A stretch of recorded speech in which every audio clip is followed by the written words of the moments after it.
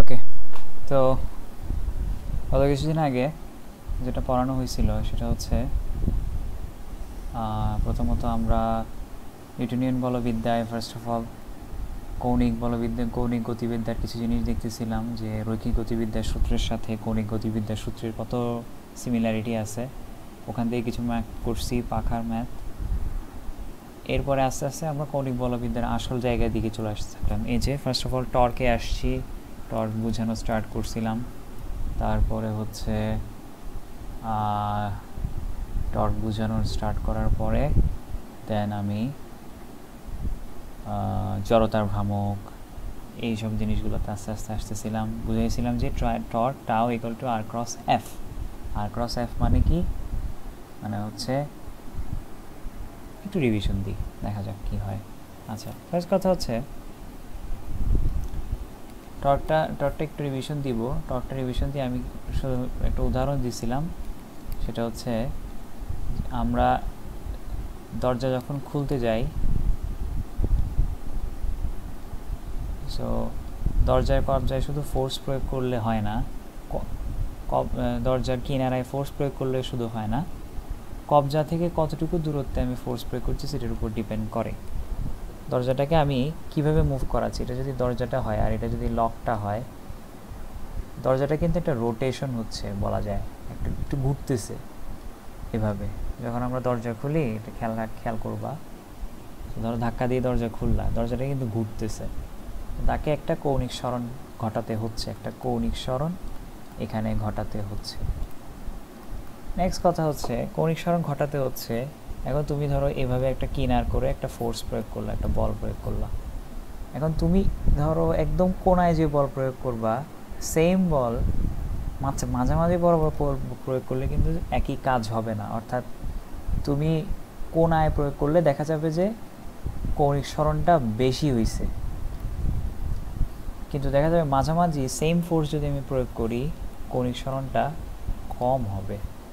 অর্থাৎ শুধু ফোর্স প্রয়োগ করলে হচ্ছে না, এক্ষেত্রে কৌণিক সরণ সৃষ্টির জন্য আমাদেরকে কি করতে হচ্ছে, দূরত্বটাও দেখতে হচ্ছে যে কত দূরত্বে আছে।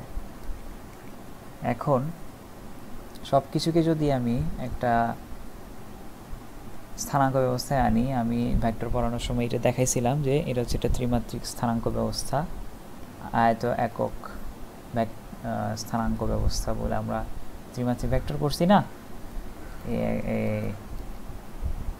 a equal to 5i plus 3j minus k। ওই ভেক্টরটাকে আমরা একটা অক্ষে, তিনটা অক্ষে প্রকাশ করছিলাম। এখন আমরা একটা ত্রিমাত্রিক অক্ষ দেখব। ধরা যাক এই অক্ষে মূল বিন্দু হচ্ছে এই ও, ওই মূল বিন্দু থেকে আর দূরত্বে একটা বস্তু আছে। এই বস্তুটা এভাবে ঘুরবে, ওয়াইকে কেন্দ্র করে ঘুরবে। ওকে, এখন কথা হচ্ছে ওয়াইকে কেন্দ্র করে না, ধরা যাক মূল বিন্দুকে কেন্দ্র করে এভাবে ঘুরবে। এখন দরজাটা, আমি কিন্তু দরজাটার সিনারিওর সাথে এটাকে তুলনা করতেছি, দুইটা সেম জিনিস যদি চিন্তা করি। দরজাটাও কিন্তু কবজাকে কেন্দ্র করে ঘুরতেছে। এখন আমরা কি দেখছি, দরজার কেসটার ক্ষেত্রে কি দেখছি, যে শুধু ফোর্সটা প্রয়োগ করলে হয় নাই, যার কে কেন্দ্র করে ঘুরতেছে, এই যে কবজাকে কেন্দ্র করে ঘুরতেছে, ওই কবজা থেকে কত দূরে আমি ফোর্সটা প্রয়োগ করছি সেটা অবশ্যই ডিপেন্ড করছে।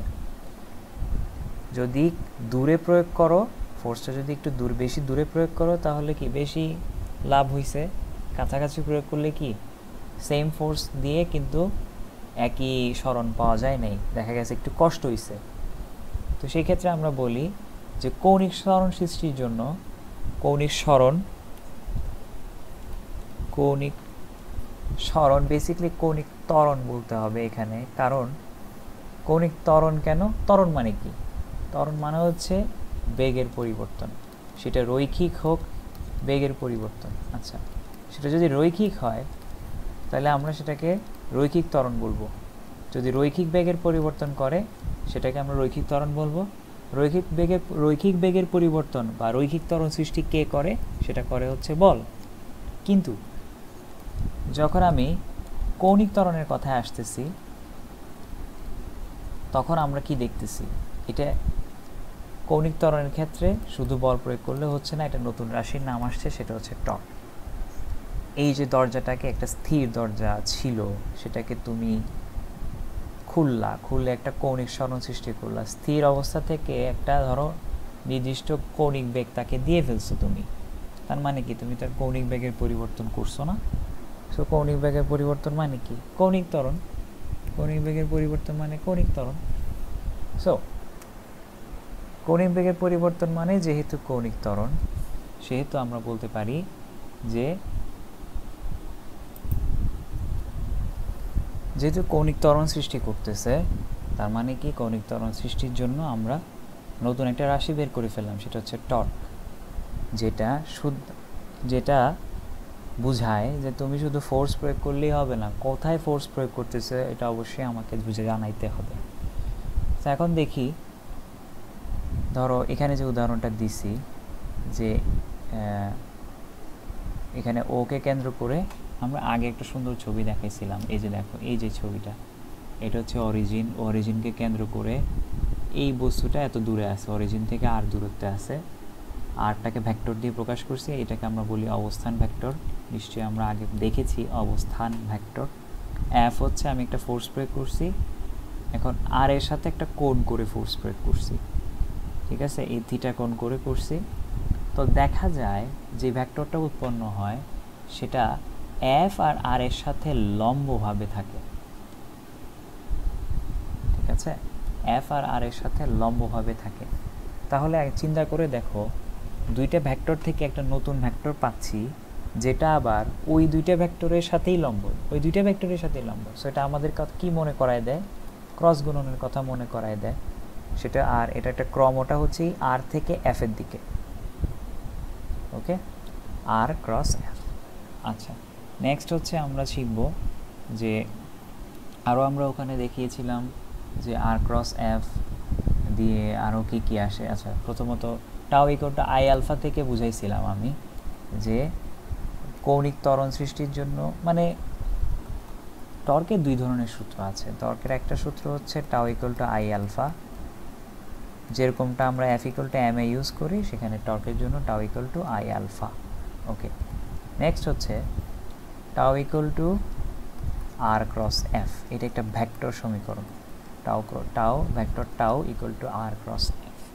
ওকে, আচ্ছা, নেক্সট হচ্ছে, আচ্ছা আমরা নতুন নতুন কিছু জিনিস শিখছি কৌণিক গতিবিদ্যার ক্ষেত্রে। কৌণিকের ক্ষেত্রে আমরা নতুন নতুন কিছু জিনিস শিখছি রৈখিকের বদৌলতে, মানে রৈখিকের রিপ্লেসমেন্ট হিসেবে। কৌণিকের ক্ষেত্রে আমরা দেখছি জড়তার ভ্রামক নামে একটা কি জিনিস আছে, যেটা রৈখিকের ক্ষেত্রে ভর যে কাজ করে, কৌণিকের ক্ষেত্রে জড়তার ভ্রামক সেই কাজ করে। চিন্তা করে দেখো, এটা হচ্ছে কৌণিক ত্বরণ, এটা হচ্ছে রৈখিক ত্বরণ। আর রৈখিক ত্বরণ ইন্টু ভর সমান ফোর্স, কৌণিক ত্বরণ ইন্টু আই বা জড়তা ভ্রামক সমান হচ্ছে কি? টর্ক। আই এর একটা সূত্র আছে, I equal to m r square. কোনো বস্তুর জড়তার ভ্রামক ইকুয়াল টু তার ভর গুণ যেই কেন্দ্রের সাপেক্ষে বস্তুটা ঘুরতেছে সেটার দূরত্ব স্কোয়ার্ড। উদাহরণ হিসেবে কি দেওয়া যায়? আমরা এই ছবিটার দিকেই তাকাইতে পারি।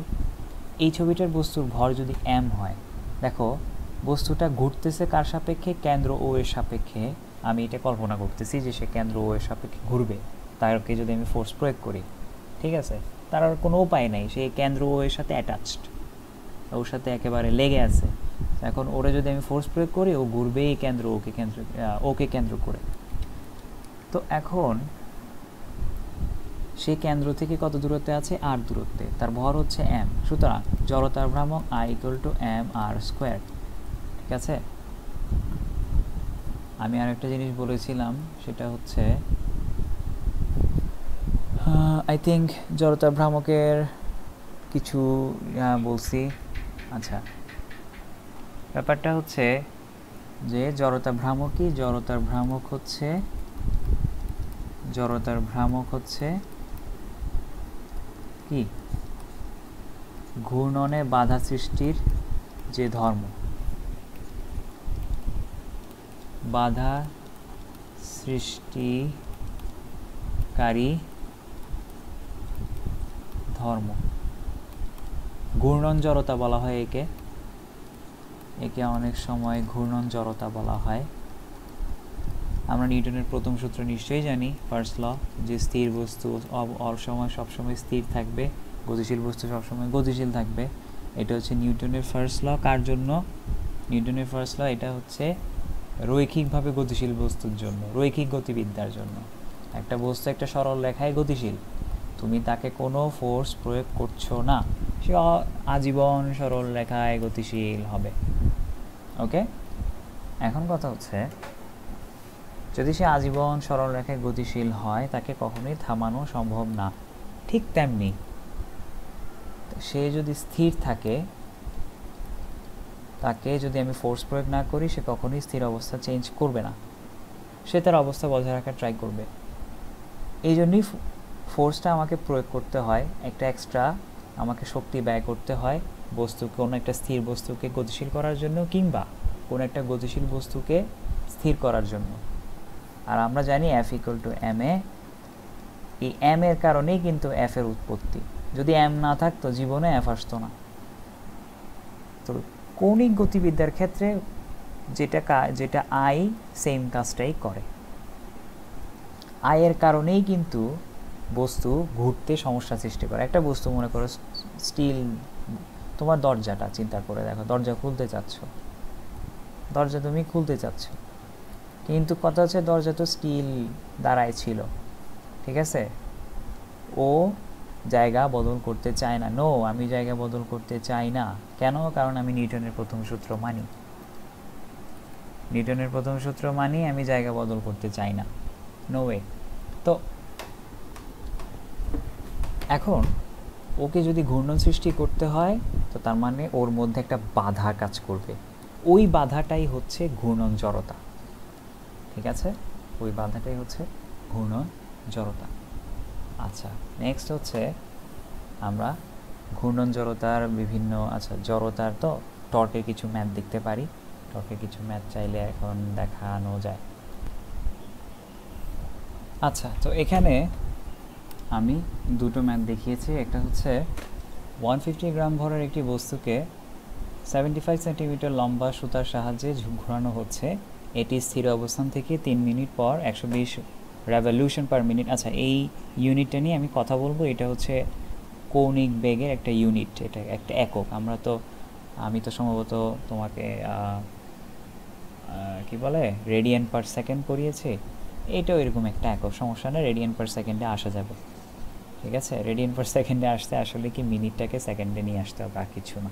যাই হোক, 120 RPM বেগে ঘুরতে থাকলে প্রযুক্ত টর্ক কত? দেখো, প্রায় সেম কোয়েশ্চেন। 150 গ্রাম ভরের ওই বস্তু, সেটাকে এবার আমি ঘুরাচ্ছি না, এবার আমি কি করতেছি, স্থির অবস্থান থেকে 3 মিনিট পর 120 মিটার পার সেকেন্ড বেগে সে চলতে শুরু করলো। বল প্রয়োগ করছে, সে চলতে শুরু করলো। প্রযুক্ত বল কত? একটা হচ্ছে রৈখিক বলবিদ্যার জন্য কোয়েশ্চেন, একটা হচ্ছে কৌণিক বলবিদ্যার জন্য কোয়েশ্চেন, তবে দুইটার মূলনীতি সেম। আমাদেরকে রৈখিক বলবিদ্যার জন্য বের করতে হবে F, কৌণিক বলবিদ্যার জন্য বের করতে হবে টাউ।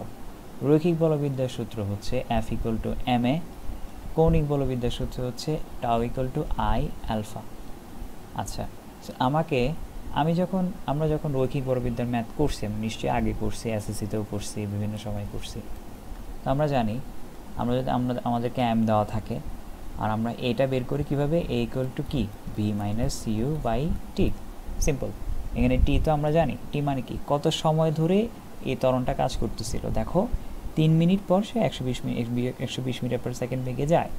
সো এখান থেকে ইজিলি আমার ত্বরণ বের হচ্ছে 120, আর যেহেতু সে আগে স্থির অবস্থানে ছিল, তার মানে তার আদি বেগটা হচ্ছে 0। সো এখান থেকে আমাদের খুব ইজিলি ত্বরণটা বের হচ্ছে। তো আমরা ত্বরণ বের করতে জানি, আমাদের ভর দেওয়া আছে 150 গ্রাম।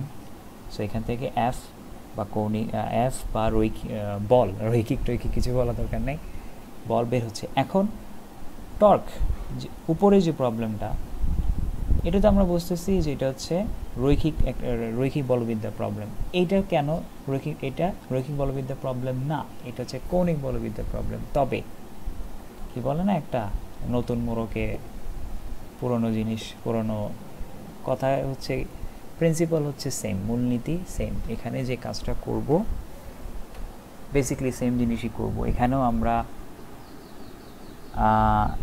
কৌণিক ত্বরণটা বের করব, আগে বের করছিলাম রৈখিক ত্বরণ, এখানে আমরা কৌণিক ত্বরণ বের করব। কৌণিক ত্বরণ মানে কি? Omega minus omega not divided by t, কৌণিক বেগের পরিবর্তন ডিভাইডেড বাই সময়। ঠিক যেমন রৈখিক ত্বরণ বের করছি, রৈখিক বেগের পরিবর্তন ডিভাইডেড বাই সময়। আর আমি নিশ্চয়ই জড়তার ভ্রামকের কথা বলছি, I = mr², which is যাকে কেন্দ্র করে সে ঘুরে সেটাই হচ্ছে আর। দেখো কি বলে দিছে এখানে, যে 150 গ্রাম ভরের একটি বস্তু 75 সেন্টিমিটার লম্বা সুতার সাহায্যে ঘোরানো হচ্ছে। মানে কি? 75 সেন্টিমিটার ব্যাসার্ধের একটা লুপ, একটা সার্কুলার পাথে, একটা বৃত্তাকার পথে সে ঘুরছে। আর এখন আমরা সব কিছুই কিন্তু বের করতে পারবো। এই ম্যাথটা আমি করে দিব না, জাস্ট আমি এখানে ভিডিওটাতে উল্লেখ করে দিয়েছি, পারলে স্ক্রিনশট নিয়ে রাখো, এরপর তুমি ম্যাথটা ট্রাই করবা। তো ওমেগা হচ্ছে 120 rpm, মানে স্থির অবস্থা থেকে, এটি স্থির অবস্থান থেকে, প্রশ্নে দেওয়া আছে স্থির অবস্থান থেকে একে 3 মিনিট পর, সময় তো জানি 120 রেভলিউশন পার মিনিট, এটাকে বলা হয় revolution per minute, revolution per minute। তো এখন revolution per minute মানে কি, আর রেডিয়ান পার সেকেন্ড, পার্থক্য খুব কিছুই না। তুমি জাস্ট কি করবা, 1 মিনিট সময় 60 সেকেন্ড না? সো কল্পনা করবা যে নিচে একটা মিনিট আছে, সো মানে নিচে 1 মিনিট আছে। যখনই তুমি রেভলিউশন পার মিনিটের কোনো একক দেখবা, কল্পনা করবা যে নিচে 1 মিনিট আছে। এখন এই মিনিটটাকে আমাদের সেকেন্ডে পরিণত করতে হবে, উইচ ইজ 60 সেকেন্ড। 1 মিনিট সময় 60 সেকেন্ড। এখন এককটা চলে আসে রেডিয়ান পার সেকেন্ডে।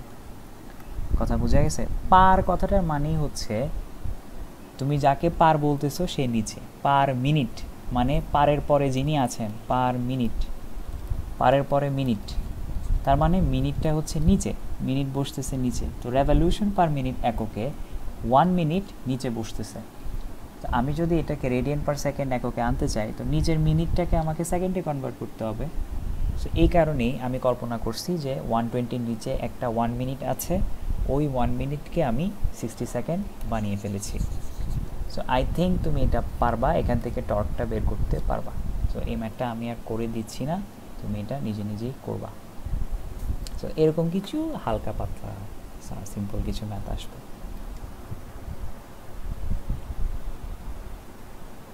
তো এখন নেক্সট যে টপিকটাতে আমরা আসবো সেটা হচ্ছে জড়তার ভ্রামক নিয়ে আমরা একটু ডিটেলস আলোচনা করব। জড়তার ভ্রামক। আচ্ছা, প্রিভিয়াসলি আমি যেটা ব্যাখ্যা করেছি সেটা হচ্ছে জড়তার ভ্রামক হচ্ছে ঘূর্ণন জড়তা আর রৈখিক বলবিদ্যায় ভরের যে ভূমিকা আছে জড়তা সৃষ্টি করার জন্য, কৌণিক বলবিদ্যায় জড়তার ভ্রামক সেম কাজটাই করে, ঘূর্ণন সৃষ্টিতে বাধা দেয়। এখন কথা হচ্ছে জড়তার ভ্রামক কিন্তু বস্তুর ভরের মতো কনস্ট্যান্ট কিছু না। ধরো একটা বস্তুর ভর 5 কেজি, তুমি যে বনো তারে যেখানেই নিয়ে যাও তার ভর কিন্তু কমবে না, 5 কেজি থাকবে। কিন্তু জড়তা ভ্রামকের একটা টুইস্ট আছে, জড়তা ভ্রামক কাজ করে ভরের মতোই, কিন্তু জড়তা ভ্রামকের একটা ছোট্ট একটা কিন্তু আছে, ছোট্ট একটা প্রবলেম আছে, সেটা হচ্ছে আর। এই আরটা কি আমি আগেও বলছি, এই আরটা হচ্ছে যেই বস্তুটাকে নিয়ে আমরা কাজ করতেছি ওই বস্তুটা কাকে কেন্দ্র করে ঘুরতেছে, যাকে কেন্দ্র করে ঘুরতেছে ওর থেকে ওই বস্তুটার দূরত্বটাই হচ্ছে আর। ঠিক আছে? এখন একটা জিনিস কল্পনা করে দেখো, আমি যদি বলি যে এটা হচ্ছে একটা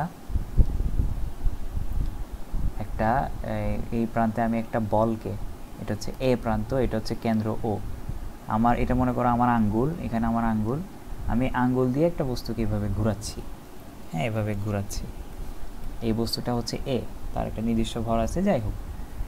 এখন আর এর ব্যাসার্ধ কম বেশি হইতে পারে, আর এর ব্যাসার্ধ কম বেশি হইলে আইও কম বেশি হবে, ঠিক আছে? তার মানে আই চেঞ্জ হয়।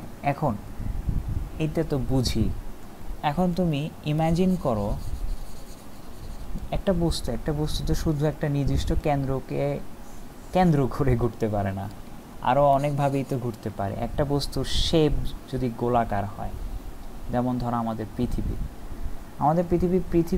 পৃথিবী সূর্যকেও কেন্দ্র করে ঘুরে, আবার নিজের একটা অক্ষকে, নিজের কেন্দ্র বরাবর গমনকৃত একটা অক্ষকে কেন্দ্র করেও সে ঘুরে, তাই না? এটা তো একটা ঘূর্ণন। তাহলে চিন্তা করে দেখো, পৃথিবী নিজ অক্ষকে কেন্দ্র করে, পৃথিবী কেন, যে কোনো কিছু, একটা লাটিমের কথা চিন্তা করো, আমরা যখন লাটিম ঘুরাই সে নিজ অক্ষকে কেন্দ্র করে ঘুরে, ঠিক আছে? এখন সে যখন নিজ অক্ষকে যেই ব্যক্তি ঘুরতেছেন তার অবশ্যই একটা জড়তা ভ্রামক আছে, যেই ঘুরতেছে তার অবশ্যই একটা জড়তার ভ্রামক আছে, কোনো কথা ছাড়া। এখন এই সমস্ত বস্তুর ক্ষেত্রে, বিভিন্ন শেপের বস্তু, বিভিন্ন আকার আকৃতির বস্তুর ক্ষেত্রে তাদের জড়তার ভ্রামক ভিন্ন হবে, ভিন্ন আকারের বস্তুর জন্য ভিন্ন হবে। আমরা এটা বুঝতেছি, এটা তাদের শেপের উপর ডিপেন্ড করে। আচ্ছা, তো এখন এটা নিয়ে কিছু জিনিস আমরা দেখব, যে বিভিন্ন শেপের বস্তুর আমরা জড়তা ভ্রামক একটু চেষ্টা করব দেখতে, যে জড়তা ভ্রামকটা কীরকম হয়। প্রথমত আমি বলবো হচ্ছে আমাদের বইয়ে কী কী বিখ্যাত, কোন কোন শেপের, কোন কোন আকৃতির বস্তুর জড়তার ভ্রামক আছে। প্রথমত আছে আমাদের একটা সুষম দণ্ড। এই সুষম কথাটা সব জায়গায় পাবা, এখন থেকে আমি যা যা দেখাবো সব কিছুতে সুষম কথা পাবো। সুষম দণ্ড, সুষম কী জিনিস আমি একটু পরে বুঝাচ্ছি। সুষম দণ্ড প্রথমত তার মধ্যবিন্দুকে কেন্দ্র করে ঘুরলে জড়তা ভ্রামক কি হবে, মধ্যবিন্দুকে কেন্দ্র করে ঘুরলে, এরপর হচ্ছে এক প্রান্তকে কেন্দ্র করে ঘুরলে। আচ্ছা, প্রত্যেকটা জিনিস আমরা ডিটেলসে আসবো, কোনো সমস্যা নেই। নেক্সট হচ্ছে সুষম দণ্ডর পরে হচ্ছে আমাদের একটা চাকতি, সুষম চাকতি, তারপর হচ্ছে একটা সুষম চাকতি, আর এরপরে হচ্ছে সুষম চাকতি, সে তার সুষম চাকতি অনেকটা এরকম বলা যায় একটা ডিস্ক আর কি, সে একটা বৃত্তাকার না, সে তার বৃত্তের কেন্দ্র করে ডিস্কটা ঘুরতেছে। একটা ডিস্কের কথা চিন্তা করো, ডিস্কটা এইভাবে ঘুরতেছে। আমরা আদিকালে দেখছিলাম বিভিন্ন রেডিও ক্যাসেট প্লেয়ার, রেডিওর কথা কেন বলতেছি, ক্যাসেট প্লেয়ারগুলো এইভাবে ঘুরতো। সো এইরকম একটা ডিস্কের কল্পনা করতেছি, যে এই ডিস্কটা যদি তার নিজের অক্ষকে কেন্দ্র করে ঘুরে, তাহলে ঘটনা কি ঘটে। আচ্ছা, নেক্সট হচ্ছে সুষম চাকতির পরে আমরা হচ্ছে সুষম সিলিন্ডার। সুষম সিলিন্ডারের কিছু জিনিস আমরা দেখব। ওকে, সুষম সিলিন্ডার টুইস্ট হচ্ছে এগুলো দেখার আগে বিভিন্ন শেপের বস্তু, বিভিন্ন সুষম সিলিন্ডার। আচ্ছা, সুষম সিলিন্ডার এটা কেন বলতেছি না, এটা একটা সিলিন্ডার, ঠিক আছে? এই সিলিন্ডারের এই যে একদম মাঝখান দিয়ে যে অক্ষটা যাচ্ছে, এই অক্ষটাকে কেন্দ্র করে ঘুরলে ঘটনা কি ঘটবে। এই অক্ষটাকে যদি আমি কেন্দ্র করে আমার সিলিন্ডারটা ঘুরে, তাহলে জড়তা ভ্রামক কি হবে, সেটাই হচ্ছে আমাদের বের করা প্রধানতম দায়িত্ব। আচ্ছা, এখন কিছু কথায় আসে, বেসিক কিছু জিনিস আমাদেরকে এখান থেকে বের করতে হবে। প্রথমত আমি এই বেসিক কিছু কথা বলে রেখে দিব, পরবর্তীতে অন্য কোনো সময়, আই থিঙ্ক অলরেডি 24 মিনিট হয়ে গেছে, আমি বুঝাবো বেসিক কী কী জিনিস বুঝতে হবে। প্রথমত বুঝতে হবে সুষম কী জিনিস, সুষম কেন বলতেছে। সুষম এই জন্য বলতেছে যে সুষম কথাটার মানে হচ্ছে যে বস্তুটাকে আমরা কল্পনা করতেছি, সাপোজ ধরো একটা, যে বললাম কি সুষম দণ্ড, আমরা বুঝাইতে চাচ্ছি যে এই দণ্ডের প্রতি সেন্টিমিটারে সমান ভর আছে। সাপোজ ধরো ওর এই দণ্ডটার দৈর্ঘ্য হচ্ছে 5 মিটার, এবং এই দণ্ডের ভর হচ্ছে 5 গ্রাম, ঠিক আছে। তো 5 গ্রাম ভর হচ্ছে, আচ্ছা 5 মিটার দণ্ডে ভর হচ্ছে 5 গ্রাম, তাহলে 1 মিটারে ভর কত? 5/5 গ্রাম বা 1 গ্রাম। তো আমি যেটা বুঝাইতে চাচ্ছি যে এই যে দণ্ডটা এটা সুষম, এই কথাটার মানে হচ্ছে এর প্রতি একক মিটারে বা সেন্টিমিটারে যে এককই থাকে, প্রতি একক দৈর্ঘ্যে সমান পরিমাণ ভর থাকবে।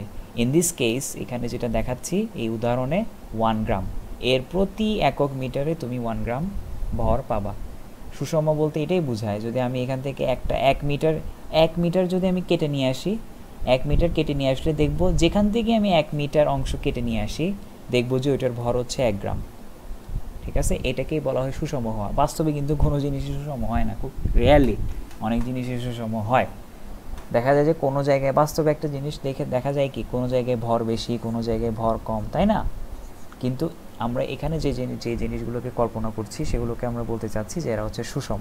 তার মানে এদের কি ভরটা পুরো এরিয়া জুড়ে তারা যেই জায়গায় বিস্তৃত, যেমন এটা হচ্ছে কি একটা দৈর্ঘ্য 1 মিটার 5 মিটার দৈর্ঘ্যের একটা দণ্ড, এই দণ্ডের পুরা এরিয়া জুড়ে ভরটা সুষমভাবে বিস্তৃত, প্রতি একক গ্রামে, প্রতি একক মিটারে, একক দৈর্ঘ্যে কি সুষম ভর রয়েছে। আচ্ছা, নেক্সট কথা হচ্ছে আমরা যেটা শিখবো সেটা হচ্ছে ভর কেন্দ্র। হুট করে আমরা একটা জিনিস নিয়ে আসলাম, ভর কেন্দ্র। ভর কেন্দ্র কথাটা হচ্ছে আমি আই থিঙ্ক একবার দেখাইছিলাম, যাই হোক, ভর কেন্দ্র কথাটার মানে হচ্ছে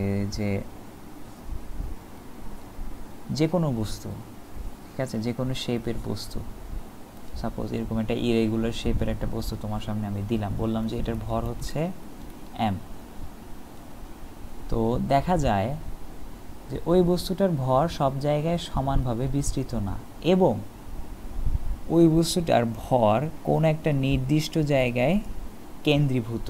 মানে কোন একটা নির্দিষ্ট জায়গায় যদি আমি কোনো একটা বল প্রয়োগ করি, তো মনে হবে যেন পুরো বস্তুটার উপরই বল প্রয়োগ করতেছি। এই হাবিজাবি জিনিসের মানে কি? হঠাৎ করে এসব কী সব বলতেছি, একটু বোঝার চেষ্টা করো। ধরো তুমি একটা স্কেলকে ব্যালেন্স করতে চাচ্ছ, আমরা তো সবাই স্কেল হাতে, আমরা স্কেল চিনি। স্কেলের একটা ভর আছে না? নিশ্চয়ই একটা ভর আছে, তার মানে তার একটা ওজন আছে। এখন আমি যদি স্কেলটাকে ব্যালেন্স করতে চাই, তার মানে কি আমার ওজনের বিপরীতে একটা বল প্রয়োগ করতে হবে। ওকে ফাইন, কোনো সমস্যা নেই, ওজনের বিপরীতে একটা বল প্রয়োগ করতে হবে যেটা তার ওজনের সমান কিন্তু বিপরীতমুখী হবে। আমি যদি ব্যালেন্স করতে চাই স্কেলটারে, হাতের আঙ্গুলে নিয়ে ব্যালেন্স করতে চাচ্ছি, এখানে আমি এখন কথা হচ্ছে এই যে স্কেলটা, ধরো এটা কি 12 ইঞ্চি স্কেল, একটা স্ট্যান্ডার্ড স্কেল। 12 ইঞ্চি স্কেলের যে কোনো পয়েন্টেই তুমি যদি হাত দাও, যে কোনো জায়গায় তুমি যদি আঙ্গুল দাও, ধর একদম কোনায় তুমি আঙ্গুল দিয়ে চেষ্টা করলো যে না এর ব্যালেন্স কইরা খাড়া করে রাখবো, জীবনে কি পারবা? না। আমি যদি এই পয়েন্টে, ধরো এই জায়গায় যেখানে আমি ভরাট করতেছি, এখানে যদি আমি আঙ্গুল দিয়ে ব্যালেন্স করতে চাই, জীবনেও পারবো না। দেখা যাবে কি এভাবে ডাউন হয়ে পড়ে যাচ্ছে। তো আমরা বাস্তব অভিজ্ঞতা থেকে যেটা দেখি, একদম মাঝখান বরাবর বা কাছাকাছি, মাঝখানের কাছাকাছি কোনো একটা জায়গায় দেখা যায় কি যে এই স্কেলটাকে আমি ব্যালেন্স করতে পারতেছি। আঙ্গুল দিলে দেখা যাচ্ছে স্কেলটা ব্যালেন্স হচ্ছে, ডানেও যাচ্ছে না বামেও যাচ্ছে না, একটু হেলতেছে দুলতেছে, বাট নিচে পড়তেছে না আগের মতো। তো কি বোঝা যাচ্ছে? স্কেলের ভর তো কত, 2 কেজি। সাপোজ ধরো স্কেলের 2 কেজি, কেন এত বেশি হবে না, 2 মিলিগ্রাম। বললাম স্কেলের ভর 2 মিলিগ্রাম, তো তুমি স্কেলের ভর 2 মিলিগ্রাম, তুমি তাকে ব্যালেন্স করতে জাস্ট একটা পয়েন্টে হাত দিতে হচ্ছে। এই মাঝখানের কাছাকাছি এই পয়েন্টটাতে তুমি যদি আঙ্গুলটা দাও, একটু ফোর্স প্রয়োগ করো উপরের দিকে, তার ওজনের সমান, তুমি তাকে ব্যালেন্স করতে পারতেছো।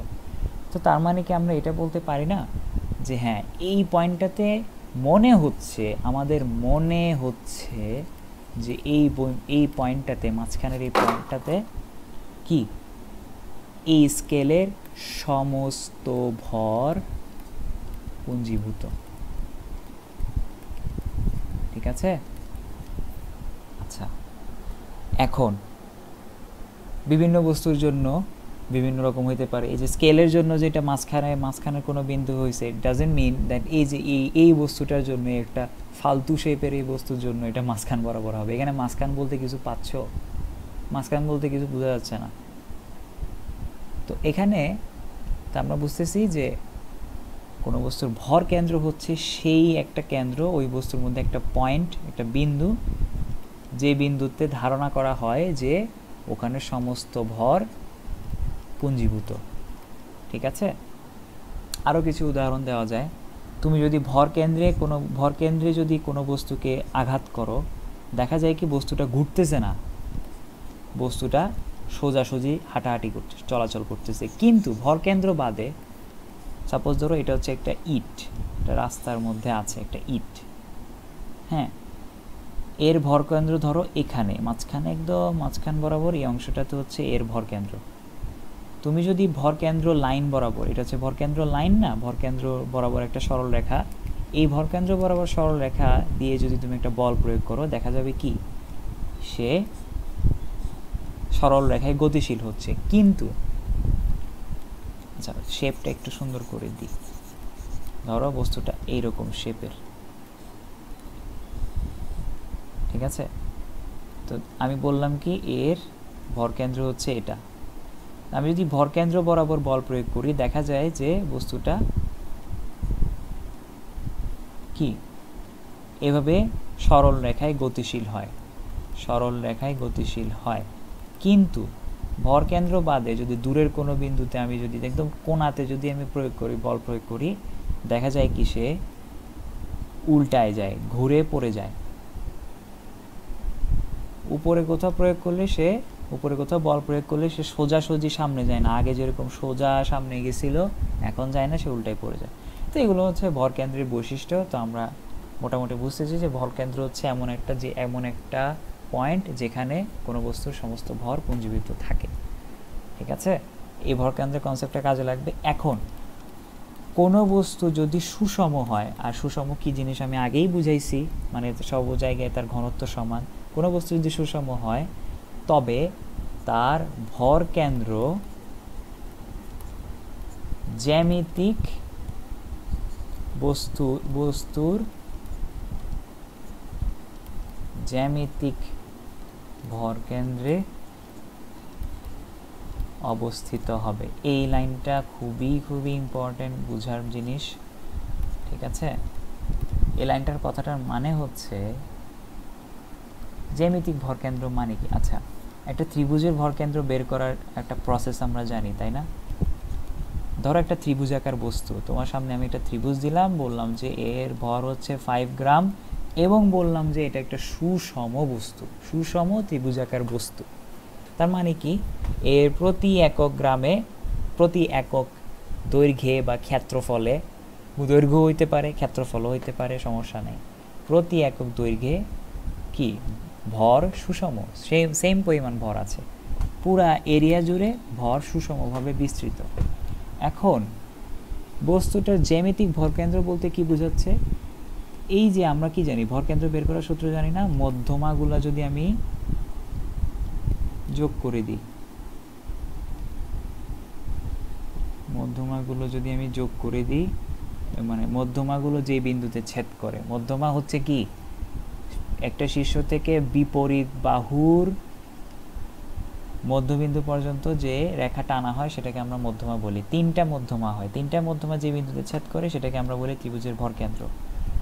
এখন ত্রিভুজটা যদি সুষম হয় তাহলে ওর জ্যামিতিক ভরকেন্দ্র, মানে এই যে এই ভরকেন্দ্র যেটা আমি ত্রিভুজের শীর্ষগুলা দিয়ে মধ্যমা এঁকে তাদের ছেদ বিন্দু দিয়ে পাইছি, ওই জ্যামিতিক ভরকেন্দ্র আর তার ভর, রিয়েল ভরকেন্দ্র মানে তার সমস্ত ভর, ওই ভরকেন্দ্র একই জায়গায় হবে। মানে এই যে তার মধ্যমাগুলো ছেদ বিন্দু থেকে যে ভরকেন্দ্র পাইলাম না, জ্যামিতিক ভরকেন্দ্র, এই জ্যামিতিক ভরকেন্দ্রে সমস্ত 5 গ্রাম ভর পুঞ্জীভূত থাকবে। ঠিক আছে? এটা হচ্ছে একটা পয়েন্ট।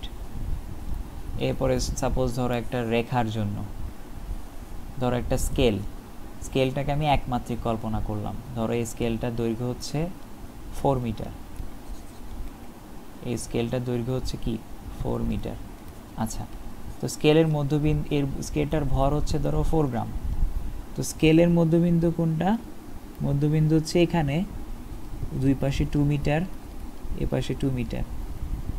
তো তুমি যদি এই স্কেলটাকে ব্যালেন্স করতে চাও, অবশ্যই আমি যেহেতু বলছি এটা একটা সুষম বস্তু, সেহেতু তোমাকে কি ওর এই যে জ্যামিতিক ভর কেন্দ্র মানে তার মধ্যবিন্দু, জ্যামিতিক ভর কেন্দ্র এক্ষেত্রে হচ্ছে তার মধ্যবিন্দু, কারণ এটা একটা জাস্ট একটা সরল রেখা, এটা কোনো ত্রিভুজও না। তো তার জ্যামিতিক ভর কেন্দ্রে আমাকে বল প্রয়োগ করতে হবে, আর তার জ্যামিতিক ভর কেন্দ্রে এই 4 গ্রাম মানে সমস্ত ভর পুঞ্জীভূত। আরও উদাহরণ দেওয়া যায়, একটা বৃত্তের জন্য কি হবে? একটা বৃত্তের জন্য আর কিছুই না, তার কেন্দ্র। যদি একটা বৃত্তাকার বস্তু, 5 গ্রামের একটা বৃত্তাকার বস্তু, সে যদি সুষম হয়, তার মানে তার ভরকেন্দ্র কোথায়? কেন্দ্রে অবস্থিত। ঠিক আছে? একটা বর্গের জন্য ভরকেন্দ্র কিভাবে বের করব? বর্গের জন্য ভরকেন্দ্র হচ্ছে কি কর্ণগুলোর ছেদবিন্দুই হচ্ছে, সেটা যদি সুষম হয়, অবশ্যই সুষম একটা বর্গাকার বস্তু, তাহলে তার ভরকেন্দ্র কি এইখানে অবস্থিত হবে, কর্ণগুলোর ছেদবিন্দুতে। ঠিক আছে? আচ্ছা, এতটুকু পর্যন্ত আই থিঙ্ক অনেকটুকু হইল।